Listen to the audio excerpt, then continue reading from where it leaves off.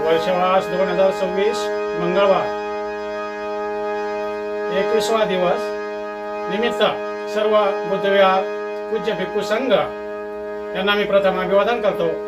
तसेच उपशोधधारक, ग्रंथवाचक, बौद्धाचार्य, श्रामणेर, उपासक, उपासिका यांना हार्दिक शुभेच्छा।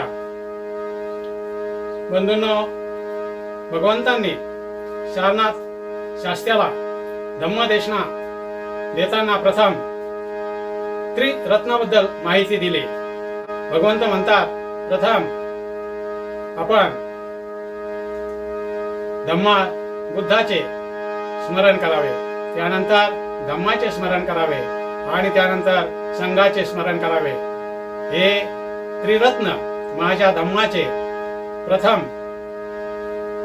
वंदनीय आहेत आणि म्हणून आपणही धम्म देशना घेताना, धम्माचं ज्ञान घेताना आपण या त्रिरत्नाबद्दल नेहमी नम्र आणि त्याशी सहमत असावे आणि त्यांना प्रथम वंदन करावे असे म्हणून भगवंतांनी त्यांना पुढे धम्माचा संदेश देण्यास सुरुवात केली। आजच्या धम्मकथेतील गीतांच्या ओळी उपासिका एम.बी. पंडित या गातील, आपण त्या श्रवण करू। जय भीम, नमो बुद्धाय।